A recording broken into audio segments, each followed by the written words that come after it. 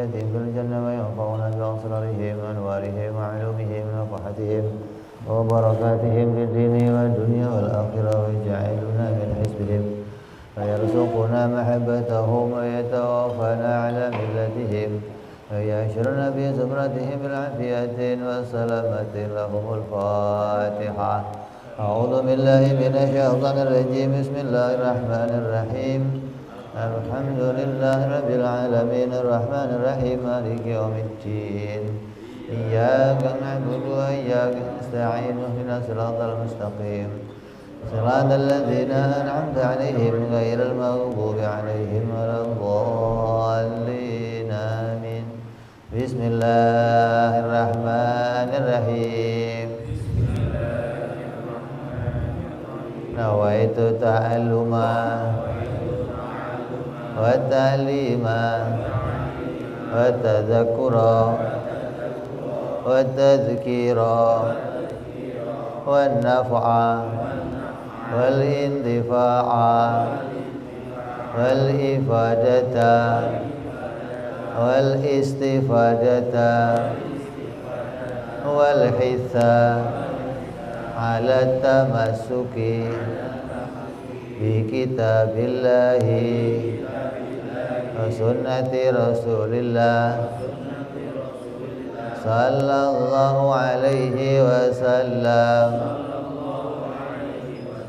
ودعاء إلى الهدى والدلالة على الخير ابتغاء مرضاته وقربه وثوابه وحسن الخاتمة مع اللطف والعافية وصلاح العاقبة.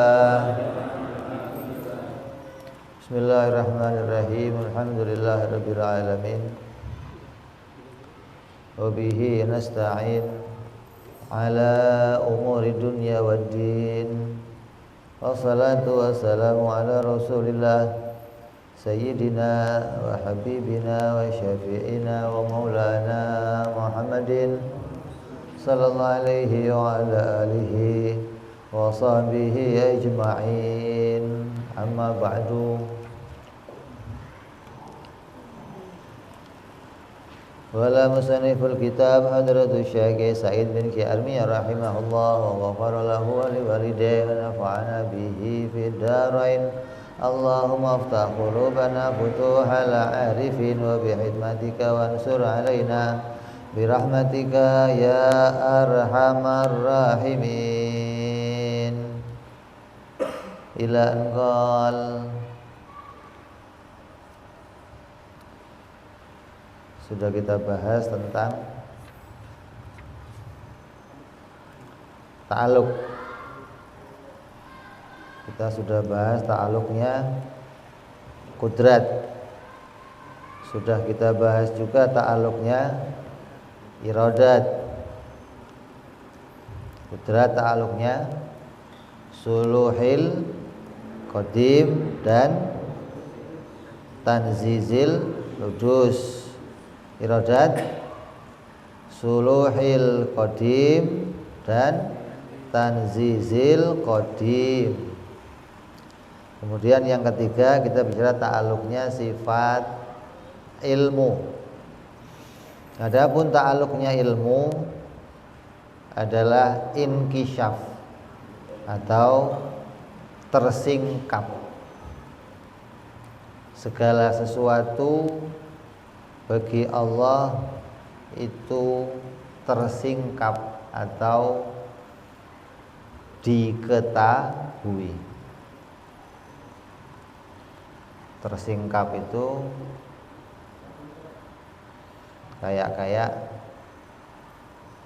tirai, tabir. Kamu kalau pengen tahu isinya toko, kan nunggu dibuka dulu.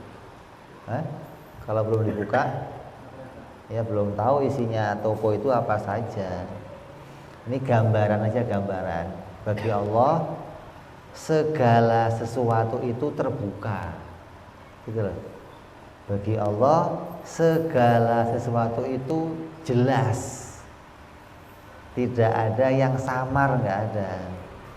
Jadi segala sesuatu itu diliputi ilmunya Allah. Jadi nggak ada yang tertutup, nggak ada. Apapun juga. Nah, kalau kita mau kita berikan kelompok, mau kita berikan batasan, karena kita berpikir pakai akal, maka akal punya batasan. Yang diketahui itu apa? Yang diketahui oleh Allah itu apa? Yang diketahui ya 3 perkara. Wajib, mustahil, jaiz, sudah itu doang. Ilmu itu hanya berisi 3 itu.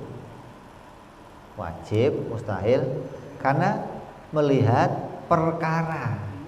Sesuatu yang ada itu hanya 3. Sesuatu yang wajib, sesuatu yang mustahil, sesuatu yang jaiz. Maka semuanya diliputi ilmunya Allah.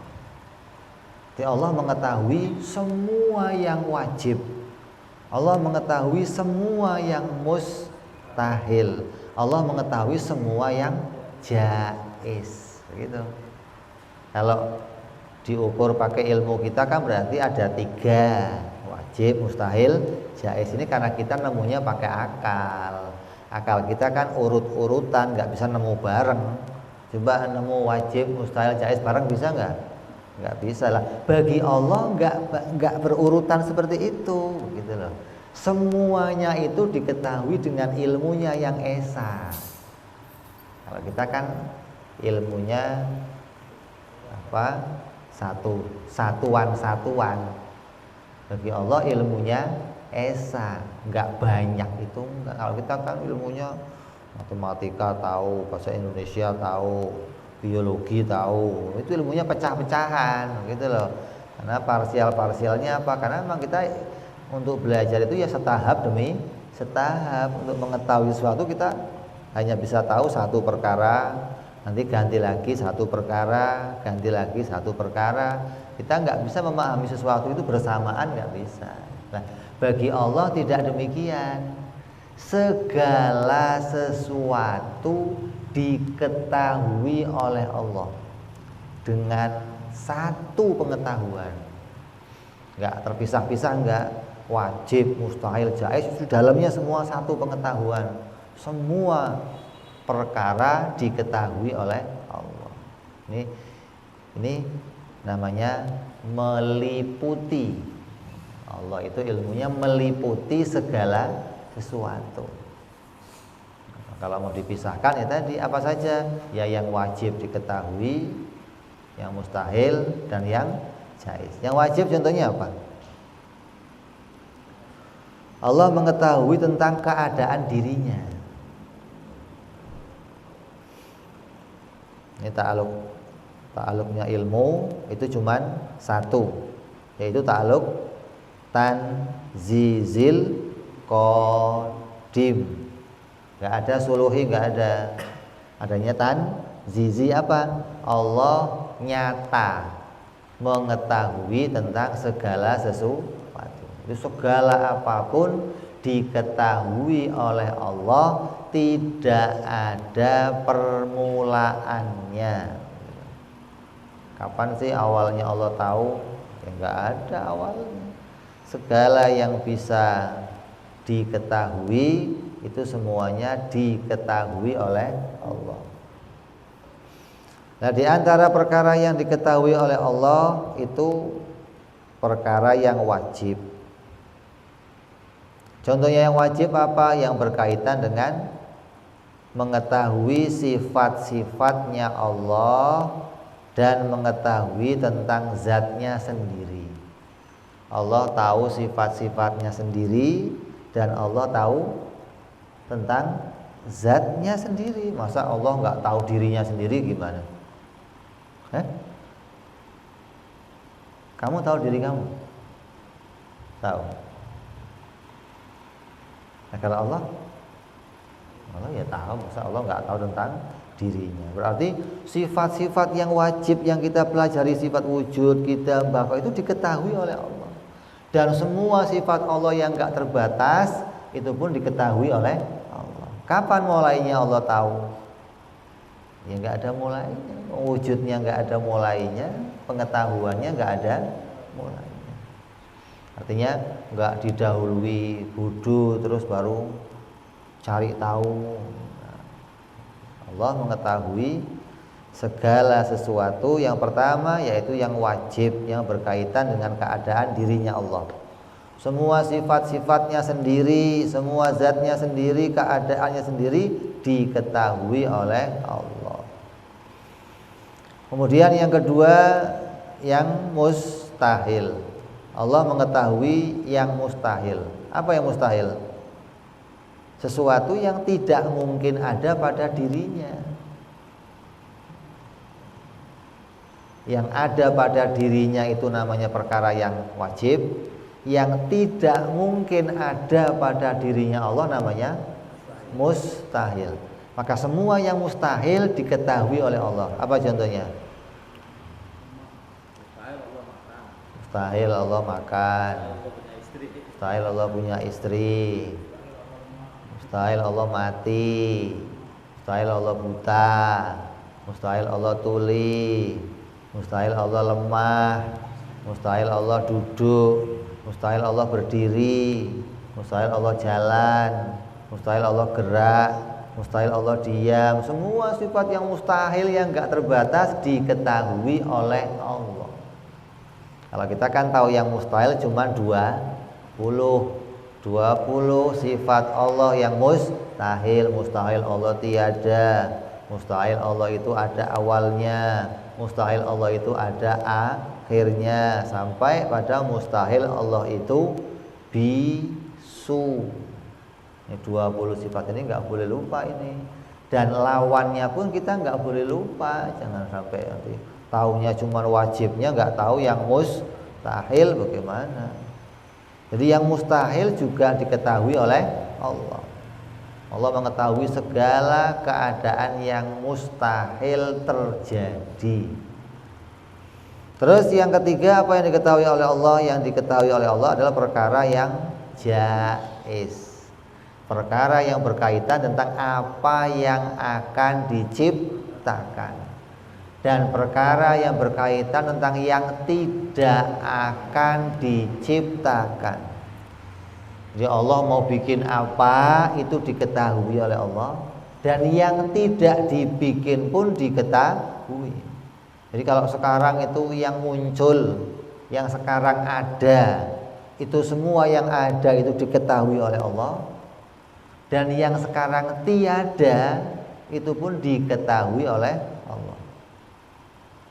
Yang tiada contohnya apa? Ya yang sudah muncul-muncul, yang sekarang sudah tiada diketahui oleh Allah. Nah, yang ada, yang sudah sedang muncul ini, langit, bumi, malaikat, jin, ikan, hewan diketahui.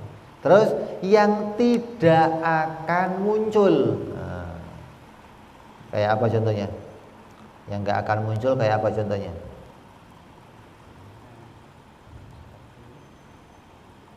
Barang yang tidak ada tempatnya.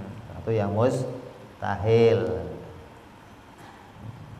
Itu tidak akan pernah terjadi. Maka itu pun diketahui oleh Allah pada perkara yang mustahil. Kalau pada perkara jaiz yang tidak akan terjadi, contohnya apa? Iman bagi Fir'aun, itu nggak akan terjadi. Iman bagi Abu Jahal itu nggak akan terjadi. Iblis diampuni, itu nggak akan terjadi. Iblis sudah dinas masuk neraka. Ini yang tidak akan terjadi semuanya diketahui oleh Allah. Jadi yang sedang terjadi, yang sudah terjadi. Yang sudah terjadi itu apa saja? Yang miliaran tahun yang lalu ada barang jatuh dimakan semut, sama semut dilepehin keluar jadi tai, tainya dimakan sama, itu diketahui semuanya, nggak ada yang lewat, nggak ada. Nggak ada satupun pengetahuan yang hilang dari Allah, nggak ada. Semua jelas di ilmunya Allah. Ini disebut namanya pengetahuan Allah itu apa? Gimana? Meliputi segala sesuatu. Jadi yang jaiz, yang sekarang ada, Allah ketahui. Terus yang akan ada, yang sekarang belum ada, kayak apa? Kiamat, apalagi Shiratal Mustaqim, surga, neraka yang nanti akan terjadi itu diketahui oleh Allah. Yang tidak akan terjadi diketahui oleh Allah. Yang sudah terjadi diketahui oleh Allah. Ini yang berkaitan sama perkara jaiz. Ada 4, yang sudah, yang sedang, yang akan terjadi, yang tidak akan terjadi. Jadi bukan hanya yang sedang muncul saja, tapi segala yang berkaitan tentang perkara jaiz, maka ini semuanya diketahui oleh Allah Subhanahu wa taala. Jadi tidak ada yang terlewat dari ilmunya Allah. Makanya kalau kita bicara tentang yang sedang terjadi, yang terjadi itu pasti sesuai sama ilmunya.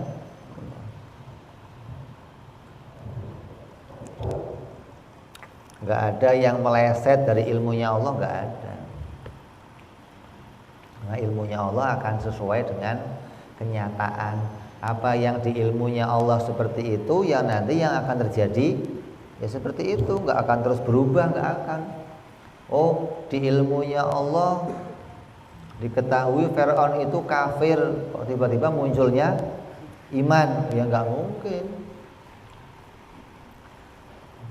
Jadi kalau kemarin kita bicara isi kan, kalau di sininya kopi, keluarnya ya kopi, nggak mungkin keluarnya kok susu, nggak mungkin. Tapi kalau ilmunya kita kan, ya, kadang kita pakai di USG segala, pengen tahu isinya apa, karena taunya kita cuman ini ada isinya nih, nah isinya apa nggak ngerti. Wah, tahu tai merongkol atau cuman kentut perutnya jadi keras, isinya angin doang, apa ada janinnya. Nah, diintip dulu, oh iya ada janinnya tuh. Kalau ilmunya Allah nggak begitu. Ilmunya Allah sesuai dengan apa yang nyata terjadi. Kalau kita itu diketahui di ilmunya Allah beriman, maka ya munculnya pasti akan jadi orang yang beriman. Makanya kata Imam Ghazali apa? Orang kok pada takut sama su'ul khotimah. Saya emang nggak takut sama su'ul khotimah, kata Imam Ghazali. Kan rame. Masa Imam Ghazali nggak takut sama su'ul khotimah? Gimana sih? Semua orang doanya pingin akhirnya husnul khotimah, pingin akhirnya baik, pingin akhirnya bawa tiket ke surga, pingin akhirnya tuh bawa iman Islam. Ini kok malah nggak takut husnul khotimah? Gimana sih? Begitu diklarifikasi, oh yang mesti ditakuti itu yang dulu apa? Ilmunya Allah. Di ilmunya Allah tulisannya apa? Kalau di ilmunya Allah itu ya terjadinya pasti itu. Jadi kamu gak usah mikirin yang nanti, yang dipikirin dalamnya sini, gak usah dipikirin yang keluar apa. Jadi kalau mau takut itu takut yang di dalamnya sini, itu lebih pantas untuk ditakuti. Jangan-jangan kalau kan dengan orang yang dapat hidayah, misalnya udah ditentukan ya seperti kopi ya kopi gitu ya. Kalau yang dapat hidayah itu jalannya seperti apa? ya itu kalau di sininya ada hidayah ya keluar hidayah. Pertamanya hitam, bawahnya putih kan boleh. Masa hitam semua kan enggak? Pertamanya hitam, bajingan, luarnya penjahat, penggarong, akhirnya putih, taubat, iman. Ya dari sana semua. Itu yang namanya orang dapat hidayah seperti itu. Iya dong. Jadi sesuai sama ilmunya Allah. Awalnya diketahui penjahat, banyak wali-walinya Allah yang dulunya penjambret, pencopet, begal, penyanyi nightclub, tobat, serius beragama, patuh pada aturannya Allah, tunduk jadi walinya Allah. Jadi jangan kalau awalnya jelek ya pasti jelek, enggak. Makanya kita pengen tahu, kata Imam Ghazali apa? Yang mestinya kamu takuti itu ya yang di dalam ilmunya Allah itu apa? Kalau di sana kok baik, ya nanti keluarnya mesti kamu husnul khotimah. Kalau di sana kok jelek, ya keluarnya su'ul khotimah. Karena yang akan keluar itu pasti sesuai sama yang di ilmunya Allah. Lo bisa dirubah nggak di ilmunya Allah? Ya nggak bisa. Masa ilmunya Allah berubah bagaimana? Kalau ilmunya Allah berubah berarti tadinya nggak tahu terus jadi tahu. Nggak bisa ilmunya Allah berubah. Kalau nasib kita berubah bisa. Kayak tadi awalnya diketahui Allah hitam, penjahat, akhirnya putih. Kedua-duanya diketahui oleh Allah. Bukan Allah nggak tahu dia mau jadi bajingan, ya nggak mungkin. Bisa jadi kebalikannya, awalnya baik. Bisa kebalikannya. Makanya Imam satu hari Syekh Abdul Qadir Jailani radhiyallahu an ketemu sama seorang pemabuk. Diceritakan. Kemudian pemabuk itu lewat ketemu sama Tuan Syekh, kemudian dia bertanya, Tuan Syekh itu kan wali yang besar, boleh nggak saya nanya? Boleh. Yang ditanya yang pertama, bisa nggak? Jawab bisa. Yang kedua, bisa nggak? Bisa. Jawab, nanya apa? Jawabnya apa? Yang ketiga, bisa nggak? Bisa sambil nangis. Tuan saya luar biasa. Ini orang bingung, ini orang mau mabuk nanya begitu aja sampai nangis-nangis. Apa masalahnya? Terus diceritakan. Itu tadi nanya yang pertama, bisa nggak kalau saya yang pendosa ini diampuni oleh Allah? Bisa, Tuan saya. Sangat bisa sekali. Bisa nggak orang kayak saya ini, yang kedua ini, jadi orang kayak kamu wali begitu? Bisa, sangat bisa. Yang ketiga, lah bisa nggak orang kayak kamu jadi kayak saya? Bisa, sambil nangis Tuan saya itu. Gitu loh.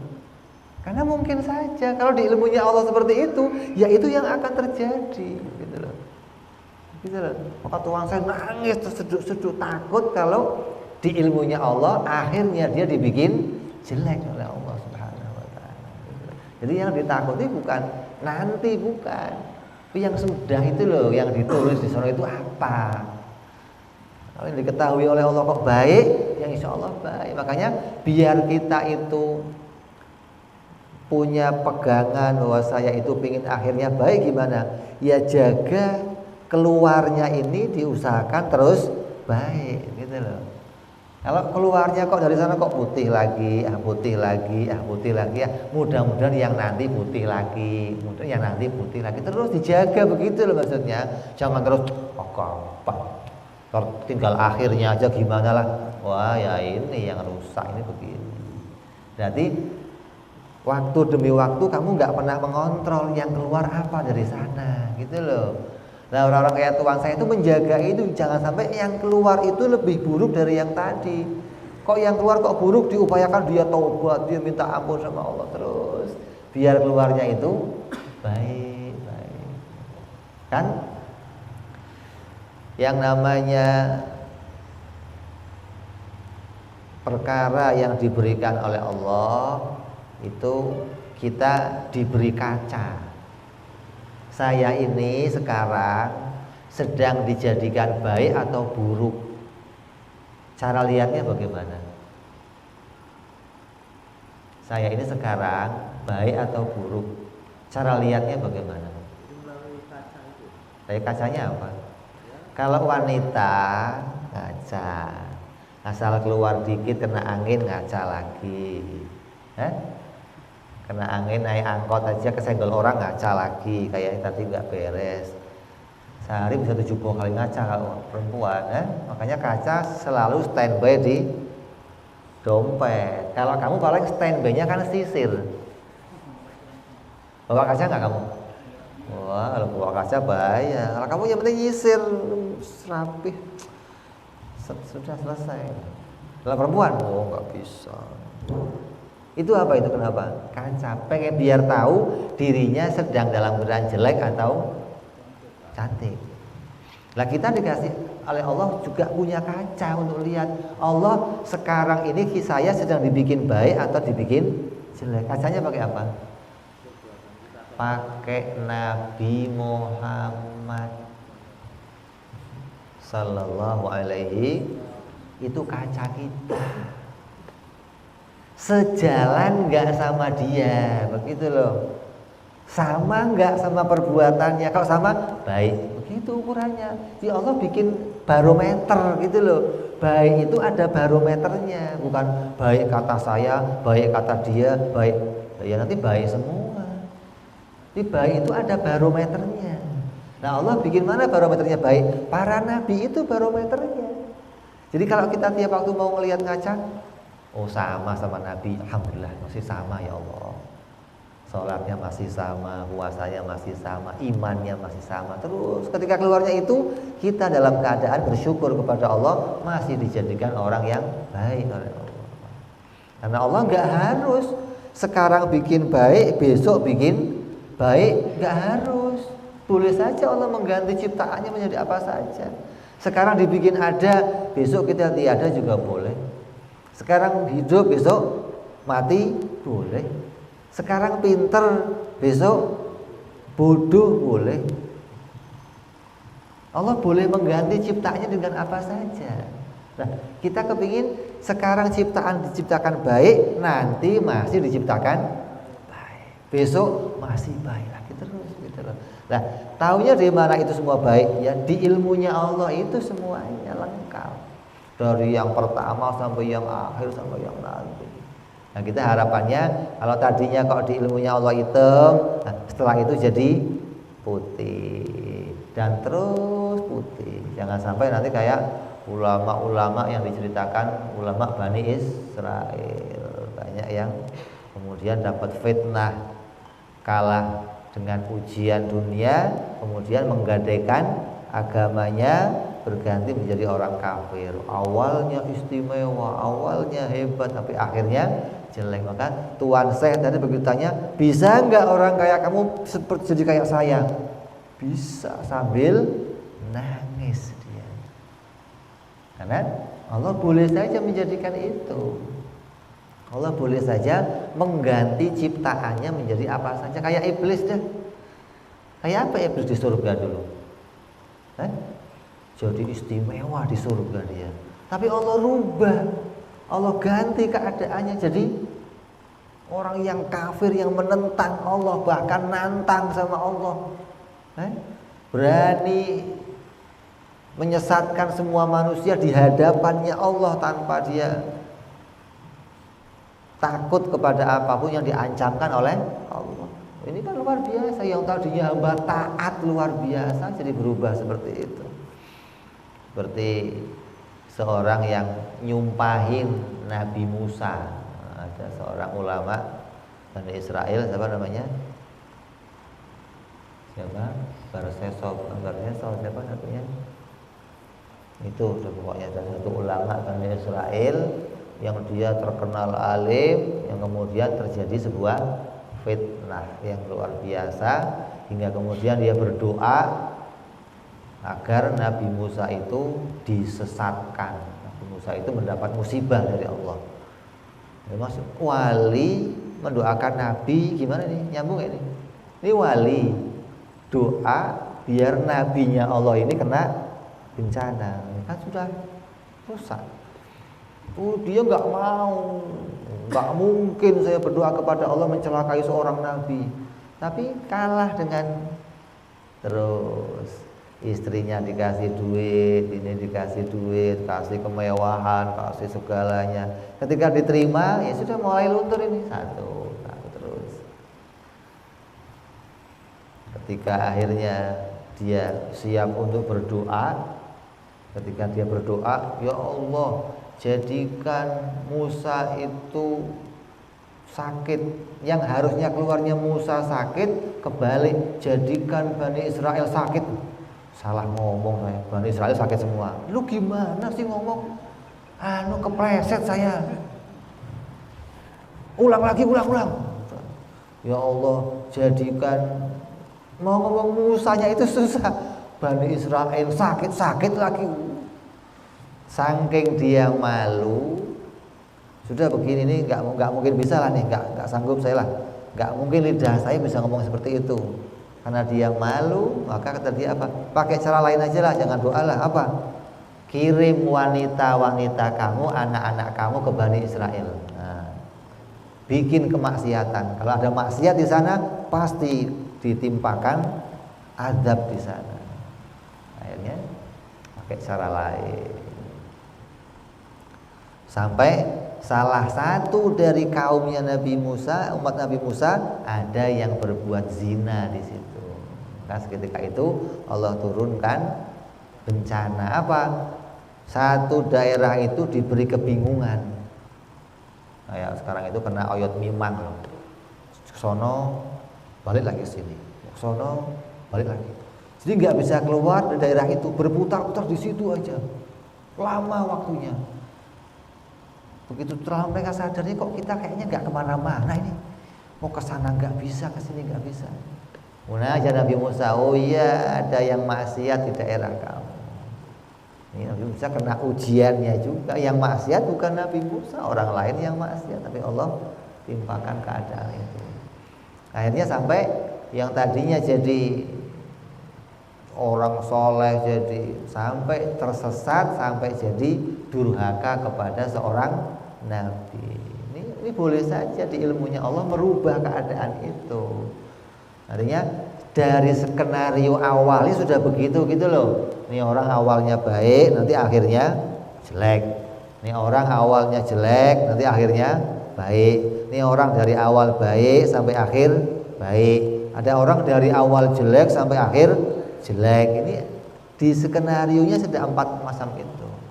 Ini Allah pilih semuanya. Nah, kita berharap awalnya kita baik sampai akhir tetap bawa iman Islam yang baik. Jadi semua keluarnya dari ilmunya Allah Subhanahu wa ta'ala. Gak ada yang kamu mengusahakan apapun yang kamu upayakan itu karena berupaya ingin ikut barometer tadi itu. Gak ada upaya lain, gak ada. Upayanya hanya ikut barometer. Kamu gak bisa menemukan cara sendiri untuk selamat menuju Allah, gak bisa.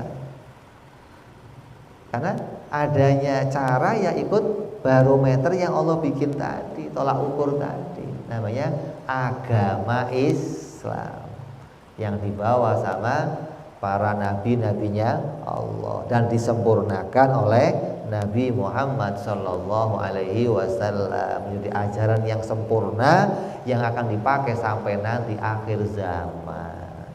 Nah, sebelumnya sempurna, agama semuanya sempurna. Karena perkembangannya manusia yang tadinya keadaannya begini, hingga sekarang disempurnakan, paripurna agama itu dengan taunya bagaimana tidak berganti lagi sampai hari kiamat. Artinya semua ajarannya sudah proporsional, sudah cukup untuk bisa dipakai menjalani dunia sampai akhir zaman. Gitu. Jadi jangan dianggap oh ini agama masih kurang aturan, nggak ada, sudah lengkap semuanya, sempurna agama dibikin oleh Allah untuk kita pakai sampai nanti ke akhir zaman. Semuanya ada pada pengetahuannya Allah Subhanahu wa ta'ala. Terus yang ke berapa?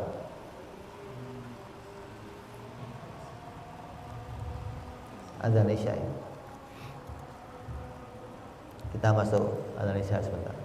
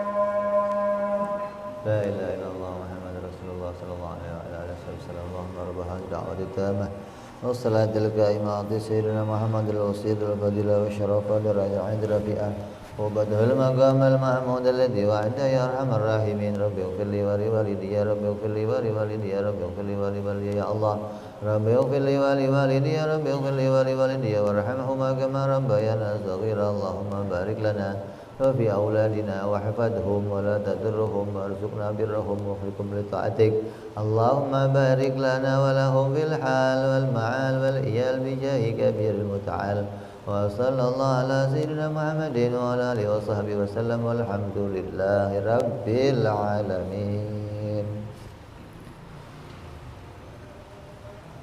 Terus kita teruskan sedikit sifat sama basor, melihat dan mendengar dan melihat. Kenapa kok mendengar dulu? Gak melihat dulu.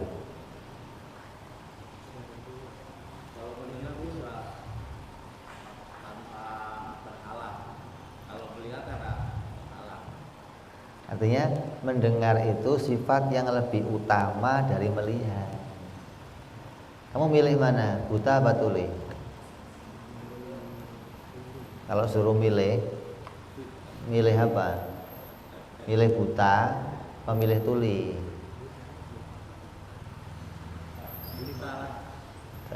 Kenapa? Karena mendengar itu lebih utama gitu loh daripada melihat. Karena mendengar itu masih bisa dapat ilmu.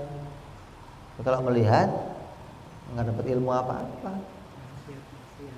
Iya maksudnya yang dilihat ya itu aja, nggak ada pengetahuan gitu. Tapi kalau mendengar kamu dapat ilmu pengetahuan. Makanya mendengar dijulukan di sini mendengar dan melihat. Dua sifat ini kerjanya apa? Dua sifat ini kerjanya ya inkisyaf.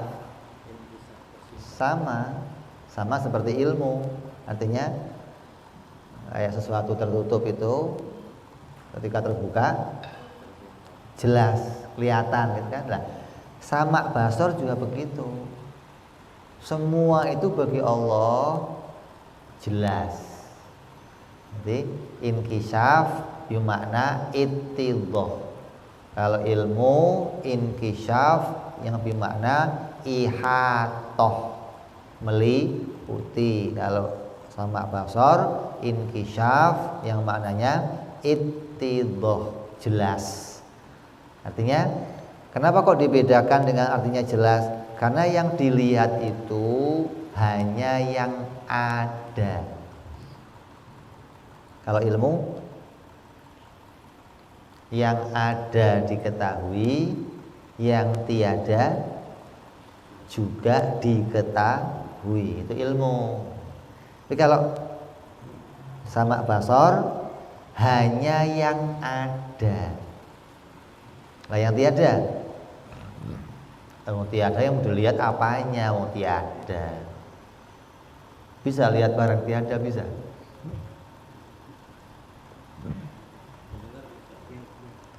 Mendengar yang tiada bisa.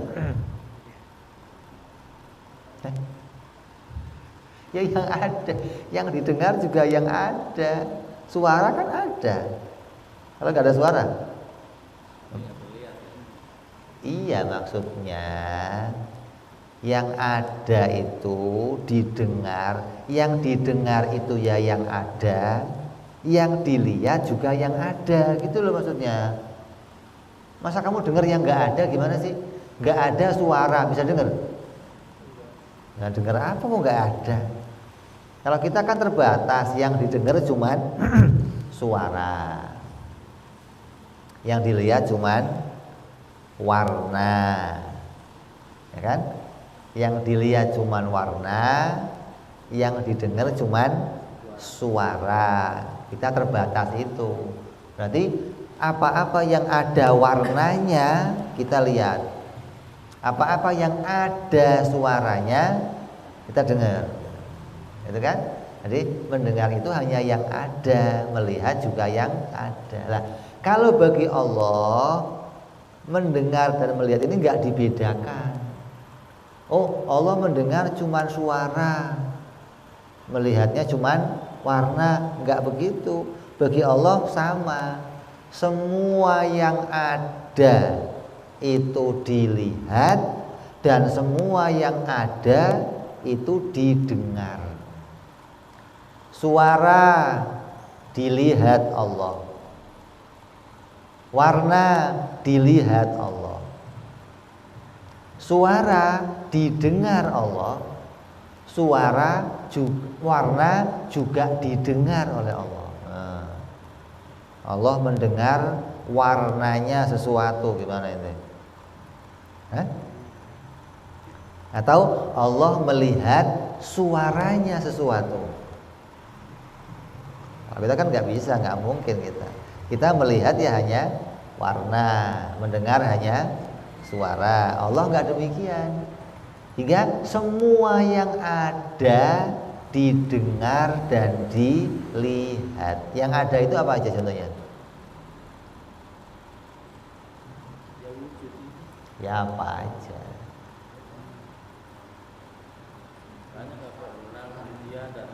Iya, itu namanya kamu aja bisa lihat kalau itu. Kalau bisa melihat tanpa wujud ya suara misalnya kayak angin. Ya. Tanpa wujud bisa dilihat. Bukan tanpa wujud, tanpa warna.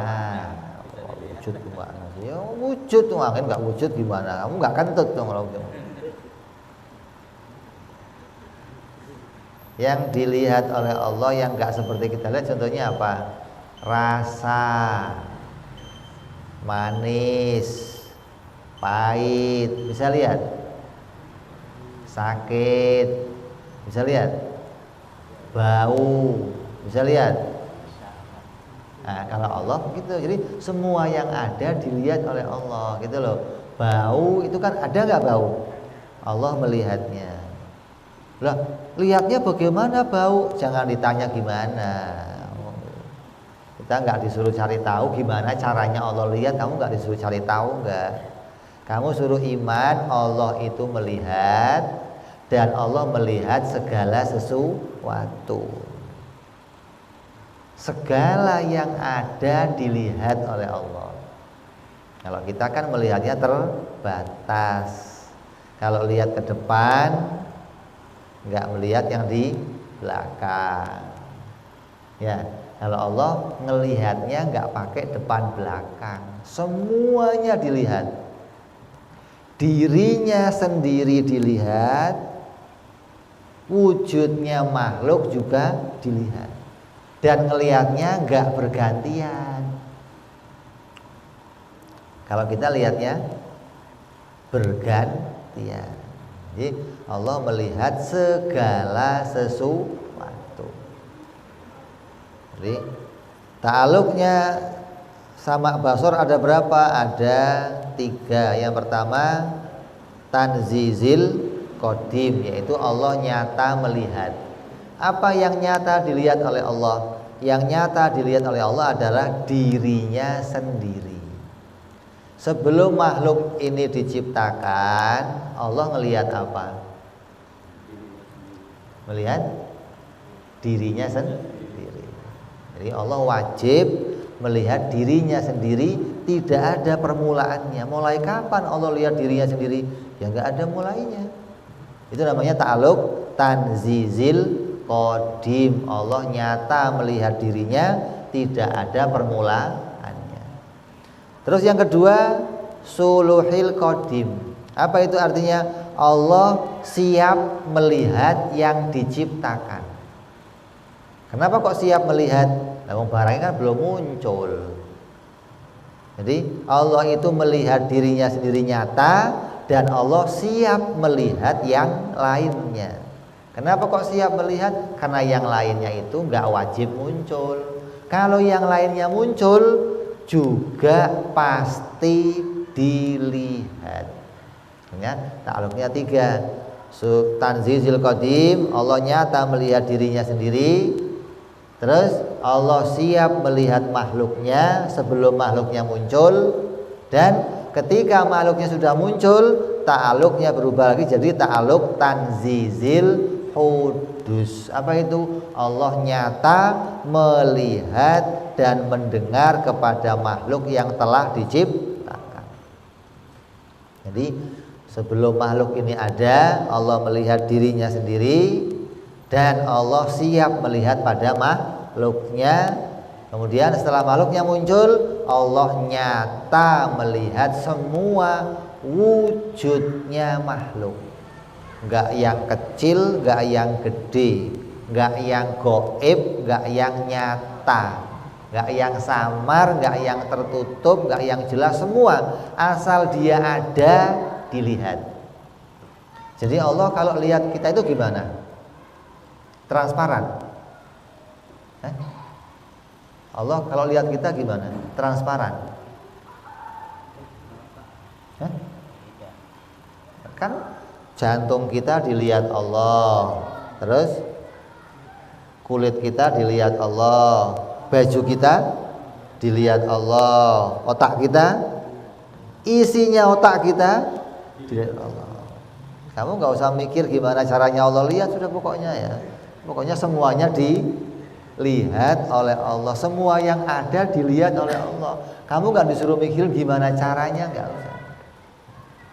Karena kalau ada yang mengatakan, oh Allah nggak lihat jantung saya, oh berarti Allah penglihatannya terbatas, terhalang oleh sesuatu. Allah melihat nggak terhalang oleh apapun, nggak ada yang menghalangi penglihatannya Allah, nggak ada. Asal itu barangnya ada, pasti dilihat oleh Allah Subhanahu wa ta'ala. Makanya kalau orang bisa iman pada ta'aluknya sama basor, iman pada ta'aluk sama basor, maka dirinya akan selalu sadar dia berada dalam pandangannya Allah Subhanahu wa ta'ala. Allah mengawasi dirinya, Allah senantiasa melihat dirinya, gerak-geriknya, diamnya, semua dilihat oleh Allah Subhanahu wa ta'ala. Ini kalau kita bisa menyadari selalu sifat ini, kita akan sadar kita senantiasa dalam pandangannya Allah Subhanahu wa ta'ala. Tinggal nanti dalam pandangan baik atau pandangan buruk. Kenapa? Karena ada pandangan buruk. Pandangan buruk itu apa? Pandangan buruk itu yang diberikan oleh Allah itu yang jelek-jelek. Kalau dipandang dengan pandangan yang baik, ya dikasihnya yang baik-baik. Kayak kamu lah, kamu lihat anak kamu gemes, anak kok begini, pandangannya itu nggak enak gitu loh. Nah, ada pandangan-pandangan yang mesra, pandangan yang indah. Makanya ulama sering doa, ya Allah apa? Pandanglah kami ya Allah bi'ainir rahimah, dengan pandangan kasih sayang, pandangan keindahan, pandangan ini yang kita harapkan ya. Kita bisa senantiasa dalam anugerahnya Allah, dalam limpahan rahmatnya Allah Subhanahu wa ta'ala. Ini ta'aluk sama basor. Jadi sama basor dan ilmu ta'aluknya sama, yaitu inkishaf, tersingkap. Tapi maknanya yang satu menyingkapnya itu meliputi segala sesuatu, yang satu menyingkapnya hanya perkara yang ada. Kalau ilmu menyingkap semua wujud dan adam, maka dikatakan muhitun ihatoh. Kalau sama basor menyingkap dari arah wujud saja, maka disebut ittidoh, atau jelas pada perkara yang wujud. Yang adam bagaimana? Yang adam bukan kerjanya sama basor, tapi kerjanya ilmu. InsyaAllah kita sambung lagi yang akan datang, bicara lagi ta'aluknya sifat kalam. Nah, di ta'aluk sifat kalam inilah banyak perbincangannya ulama. Tauhid paling banyak perbincangannya dalam masalah wahdaniyah dan masalah kalam. Nah, inti nanti banyak kekeliruan di dalam masalah kalam. Insyaallah kita jelaskan yang akan datang. Wallahu a'lam bishawab. Wa ila hadratin nabi. Al-Fatihah. A'udzu billahi minasyaitonir rajim. Bismillahirrahmanirrahim. Alhamdulillahirabbil alamin arrahmanir rahim maliki yaumiddin. Iyyaka na'budu wa iyyaka nasta'in. Ihdinas siratal mustaqim. Siratal ladzina an'amta 'alaihim ghairil maghdubi 'alaihim waladdallin. Amin. Ya Rabbana darabna biyana naqtarabna asrafna ala ladha ashrafna fatub alaina tauba taghsil kulli hauba wastur lana aurati wa amini rawati wa ghfir li walidina rabbi wa mauludina والآل والإخوان وسائر الهلان وكل ذي محبة أو جيرة أو صحبة والمسلمين أجمع من ربي اسمع فضلا وجودا منا لا باكتساب منا بالمصطفى رسولنا بكل سولي صلى وسلم ربي عليه عند الحب